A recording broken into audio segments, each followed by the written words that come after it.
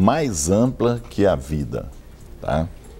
Mateus 13, 10, 11, fala assim: então se aproximaram os discípulos e lhe perguntaram: por que lhes falas por parábolas?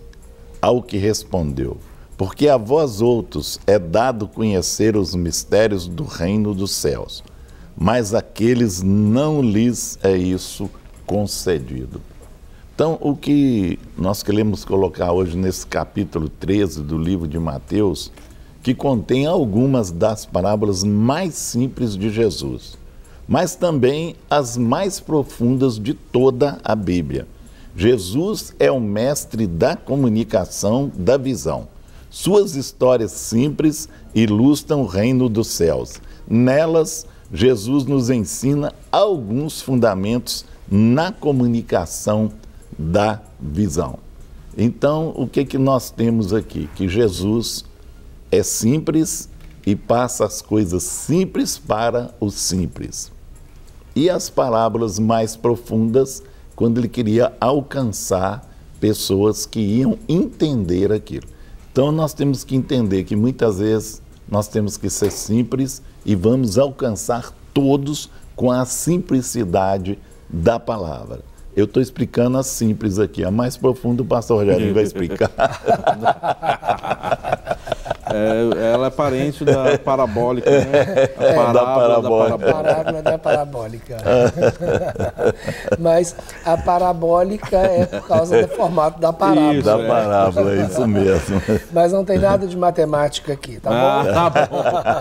Apesar da parábola ser uma curva matemática, hoje não vamos mexer com isso. Né? Deixa essa curva para lá. Deixa essa curva para lá, porque ela não é tão simples assim. Né? Mas o muito interessante, Guerra, porque o próprio tema, quando a gente coloca mais amplo que a vida, é porque nós temos, na realidade, duas coisas ou duas realidades bem distintas. Uma delas é a simplicidade da vida. E é exatamente esse recurso que Jesus usa e usa praticamente no seu ministério inteiro para explicar as coisas que ele tinha que explicar ou ensinar as coisas que ele precisava ensinar. Então, as coisas mais simples da vida, aquilo que fazia parte do cotidiano da maioria das pessoas ou de um grupo específico que aquelas pessoas que estava ouvindo os ensinamentos e as parábolas de Jesus.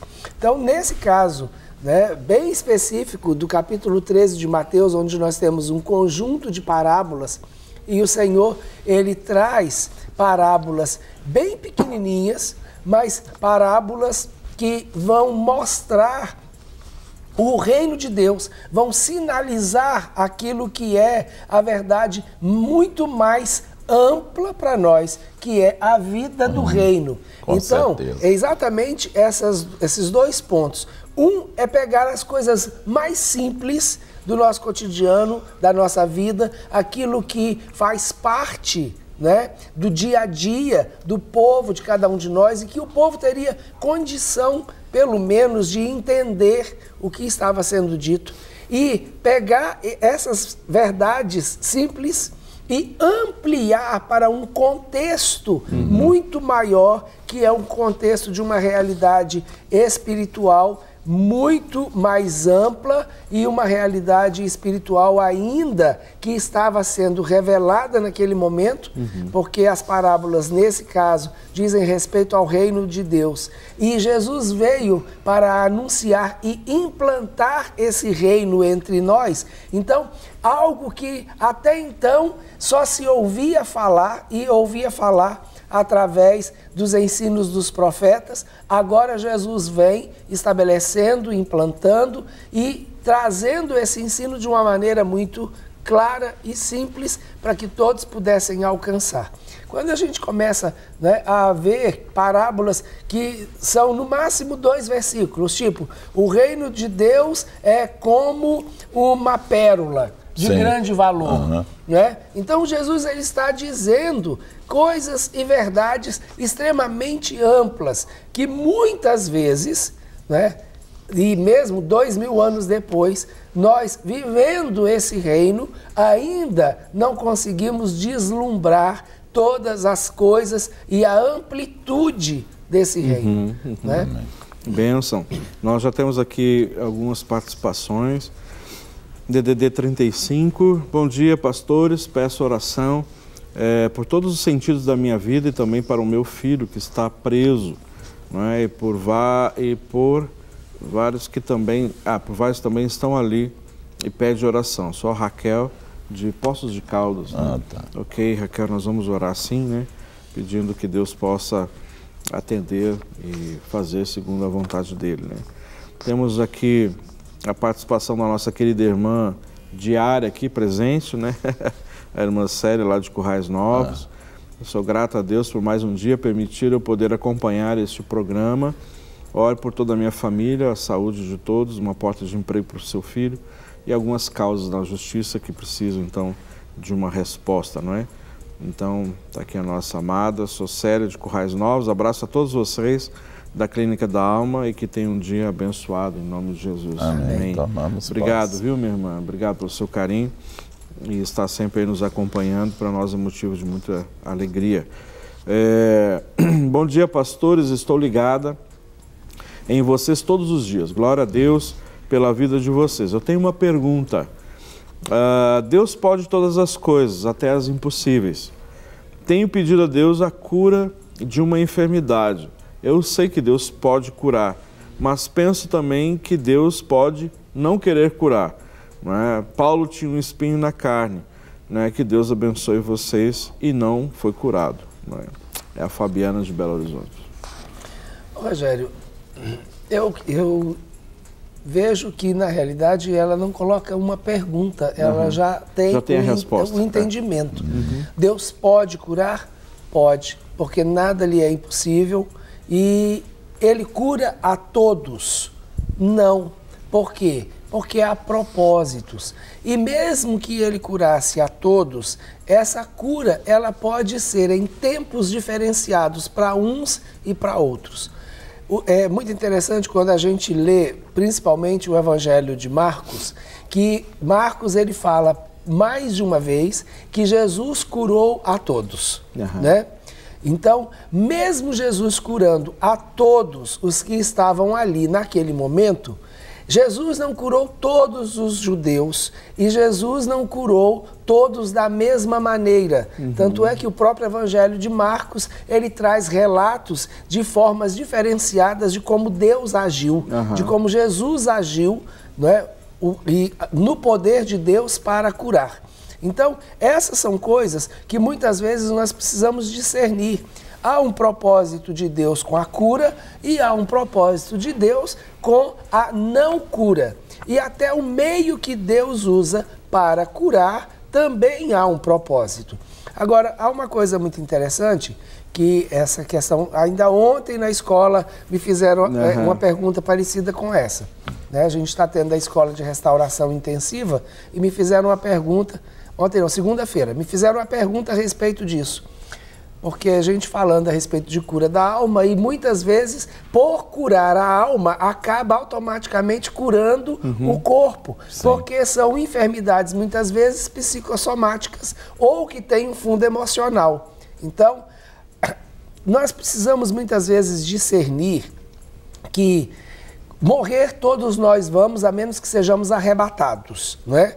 E na história toda da humanidade, nós só temos duas pessoas que não passaram por essa morte, que foi Elias e Enoque.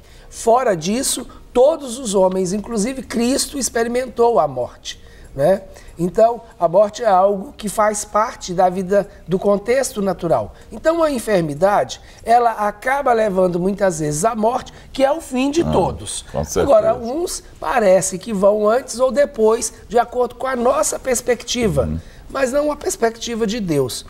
Agora, o que eu quero dizer? É que mesmo sabendo que um dia nós vamos morrer, nós podemos ter uma vida saudável ou uma vida alegre, ainda que tenhamos um diagnóstico de uma enfermidade, ainda que estejamos vivendo um momento de dor. Então, nós podemos ter paz no meio da adversidade, nós podemos ter alegria no meio de tristezas, não é? Mas nós podemos também ter um estilo de vida que seja um estilo de vida saudável, mesmo tendo uma enfermidade diagnosticada. Então, eu creio que nós temos a provisão diária do Senhor. Assim como Ele nos dá o pão nosso de cada dia, Ele pode nos dar a saúde nossa de cada dia. Amém. E quando eu entendi isso, ficou muito mais fácil lidar com muitas circunstâncias na minha vida. Amém. Né? Então, independente se Deus vai curar ou não vai curar, se tem um diagnóstico ou não tem um diagnóstico, se tem um atestado da cura ou não tem um atestado da cura, viva o melhor do seu dia e o melhor do seu dia é hoje. Amém. Viva o hoje. Viva como o se hoje. fosse o último dia da O sua vida. último e o melhor. Amanhã, não sei o que vai ser amanhã. Verdade. Né, seu Guelra? Eu queria colocar aqui o que ele fez aqui, o Rogério. Ah, é? É, mensagem simples, né? Simplifique a mensagem, né? É desse jeito. Ele simplificou a mensagem. Eu sei que você entendeu tudinho. Expresse-se com clareza, repita a mensagem seguidamente, fale de coisas com as quais os ouvintes tenham familiaridade. Isso. Mas foi tudo que você falou aí. Não é? Que isso Jesus usou isso, né? Coisas do cotidiano isso. para o povo entender. Repetiu 2 vezes algumas coisas, então repita. Essa foi a maneira sutil que ele arranjou para falar que eu fui repetitivo. Não, foi não. Aqui não, mas está aqui no texto. Repita a mensagem. Mas eu estou olhando o texto aqui. Tá certo. Não, e é interessante que Jesus fez isso principalmente no capítulo 13, né? Sim, com porque certeza. ele contou, né, falou a respeito do reino. Então ele está repetindo a mensagem, sim, porque a mensagem era a mensagem do reino, era apresentar o reino. E tem necessidade disso, isso é importante. E né? ele falou isso de várias maneiras. Eu acho que são 7 parábolas em Mateus capítulo 13, e todas as 7 parábolas têm o mesmo foco, né? Apresentar o reino. Então ele não só repetiu a mensagem, como ele diversificou a forma de apresentar a mensagem. E esse é um dos princípios do aprendizado, Sim. né? Você repetir, com certeza, e vai fixar, né? Então, se aprende por repetição, né? Repetição. E aí é bom que ele não dá chance, né? Se você não entendeu de um jeito, vai ele entender contou de outra. Aí da outra você vai ter que entender. Aí você vai ter que... Sem desculpas. Não tem como. Não tem desculpas. Isso é tremendo. Ok, a gente tem aqui outras participações. Meu nome é Pastor Rogério Guerra e Rogerinha, paz do Senhor, Jesus, venho pedir oração porque eu vou fazer 2 cirurgias amanhã mesmo. Sabendo que Deus é que cuida de nós, não tem como não nos preocuparmos. Meu nome é Conceição e moro em Ipatinga. Ok, Conceição? Amém. Vamos orar aqui para que os médicos dos médicos estejam conduzindo todas as coisas, né? E seja aí um sucesso essa cirurgia. Temos aqui mais participações. DDD 32. Naquela ocasião, Jesus disse: Eu te louvo, Pai, Senhor dos céus e da terra, porque escondeste estas coisas dos sábios e cultos e as revelaste aos pequeninos, né? Está no texto de Mateus 11. Simplicidade é o sinônimo de humildade, humildade é quebrantamento, quebrantamento é só o que Deus quer de nós. Vai além do que sabemos ou conhecemos, né? Glória a Deus, a participação aqui do irmão. Obrigado. Deus abençoe a sua vida. Temos uma outra participação. Nossa querida irmã Rita, lá de Serra Negra.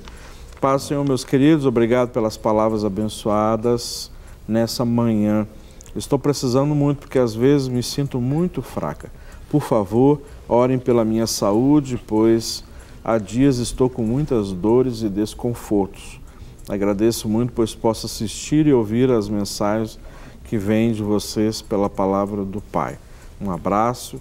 É a Rita de Serra Negra, porque Rita, em nome de Jesus, né, você vai ser restaurado dessas dores, não é?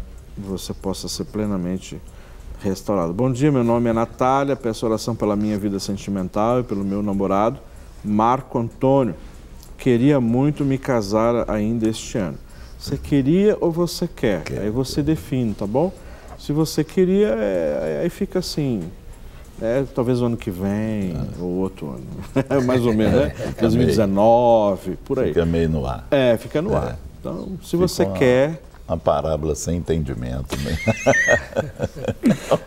Então, se você quer, então ore nesse sentido, né? Busca o Senhor nesse sentido. Não é? Estabeleça um alvo, uma meta e corra atrás disso, ok? Muito bem, mais uma aqui para passar para outro ponto. Bom dia, me chamo Max, eu sou de Mossoró, Rio Grande do Norte. Quero agradecer e parabenizar pelo programa, pois vocês me ajudaram a passar as minhas angústias durante o tempo que passei acamado devido a uma fratura que tive na perna. Descobri o programa nesse período e fui muito abençoado. Peço oração para que Deus possa me libertar de vez dessa ansiedade que vem me afetando. Assisto de manhã no meu comércio e a reprise em casa. Glória a Deus. Amém. Deus abençoe, viu, você. Queremos plenamente no seu restabelecimento, na sua cura completa. E a ansiedade é lançar sobre ele, né? Lança sobre ele e você vai experimentar algo sobrenatural que só ele pode proporcionar, não é? Olha, nós temos aqui, veja as pessoas, conheça seu público e suas necessidades, não tente impressionar. Jesus sabia para quem ele estava pregando, né, olha? Sim. E aí tem um conselho, você termina com um conselho bem interessante. Não tente impressionar.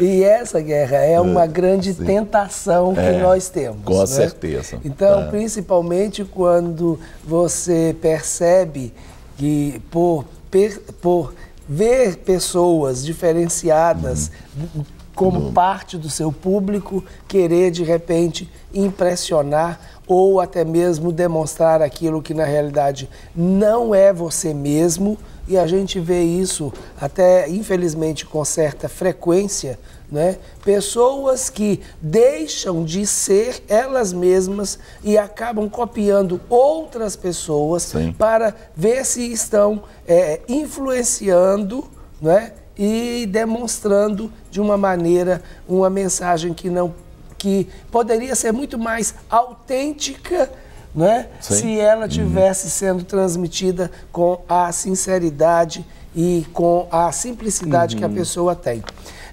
Eu lembro uma vez, enquanto você estava lendo, eu lembrei de um episódio muito interessante e de um aprendizado que eu tive quando eu estava numa conferência em 1999.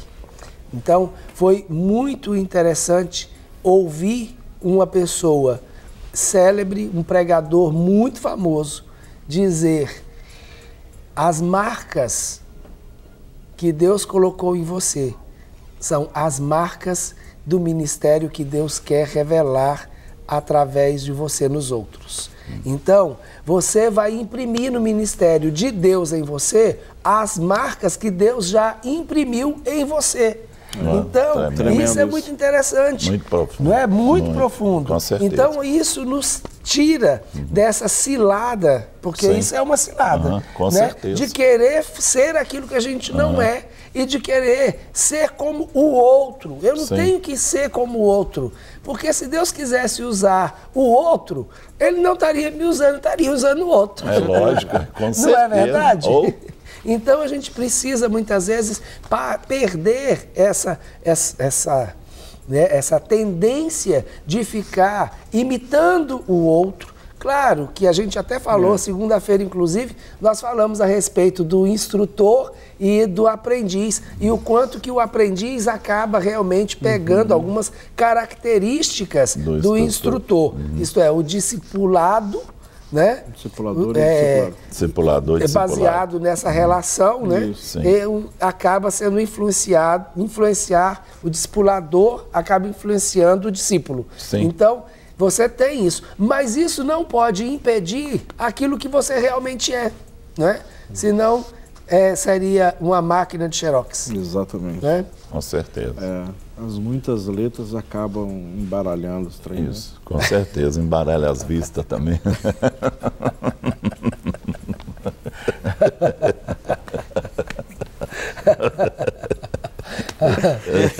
Graças a Deus pela vida de vocês.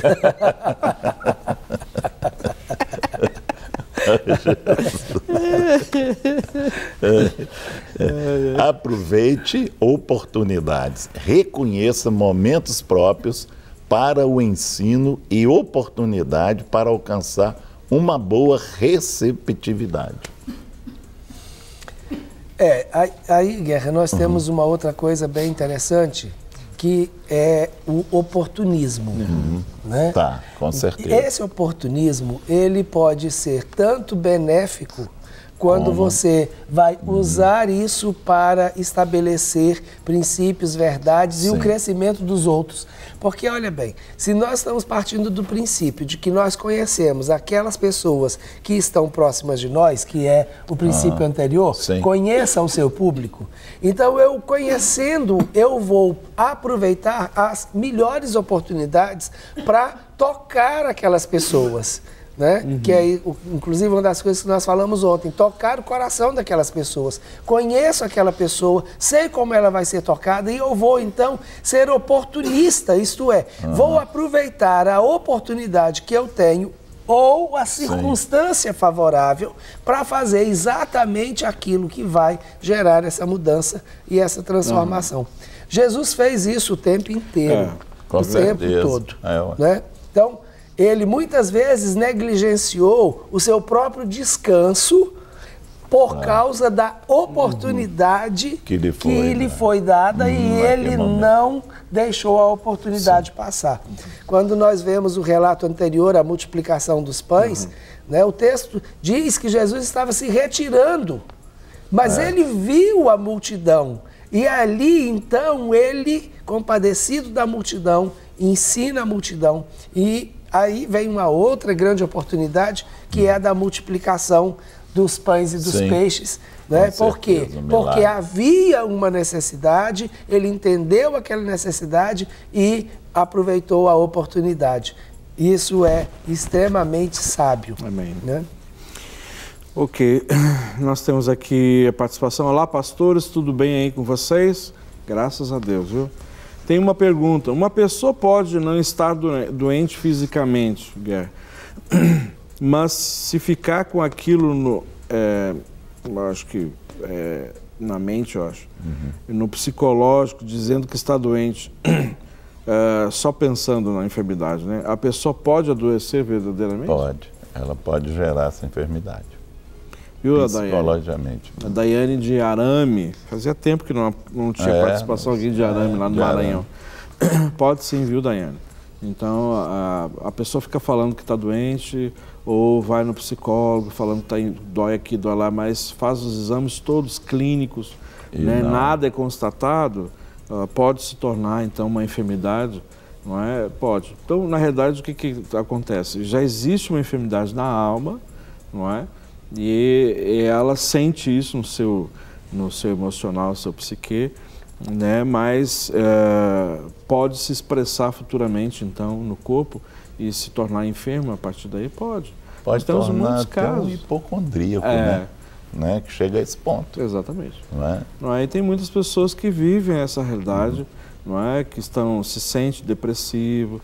Sabe aquela expressão que às vezes, muitas vezes, pessoas dizem assim, isso é bobagem, não é? Porque assim, eu tenho tal enfermidade. Tem gente que... Eu tenho.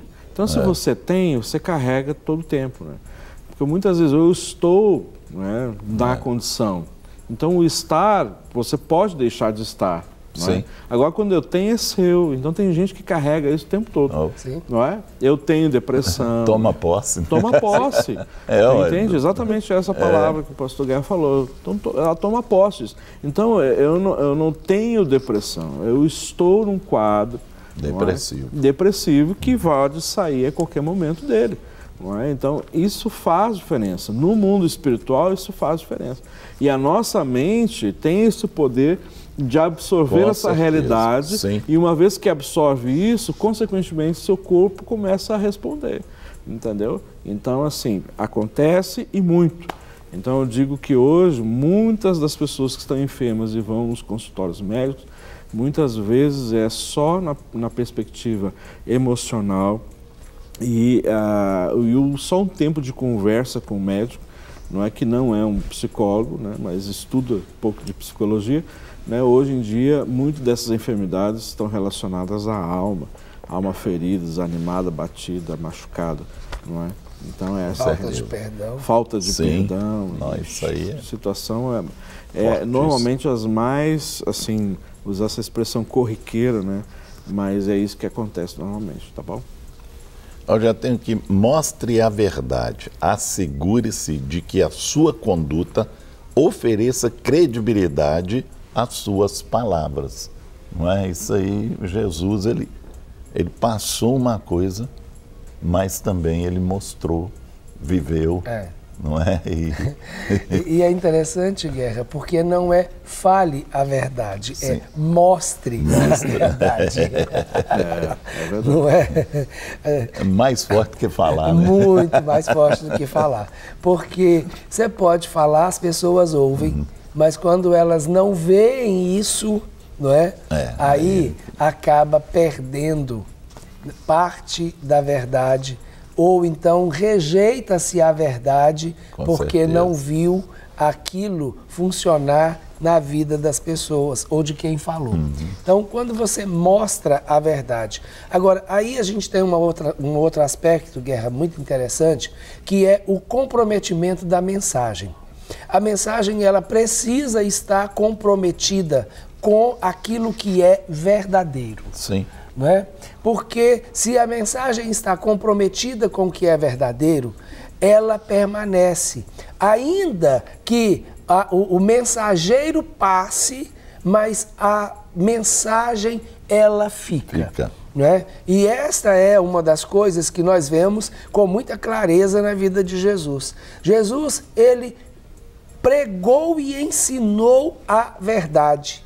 Jesus, ele não viveu, mas corporalmente, né, fisicamente, humanamente dizendo, no nosso meio. Mas a mensagem dele permaneceu, isto é, aquilo que é verdade é imutável e permanece para sempre. Então, apesar de Jesus ter, né, vivenciado, experimentado a morte, ressuscitado, estado nos céus, mas a verdade e a palavra que ele liberou, ela continua hoje, né, viva e eficaz, né? Como diz o apóstolo Paulo, viva e eficaz e como uma espada de dois gumes. Por quê? Porque ela é a verdade. E contra a verdade não existe nenhuma argumentação, porque contra fatos não há argumentos. Com certeza. Não é verdade? Isso mesmo, muito certo. Vamos orar, porque nós só temos um minutinho para a gente poder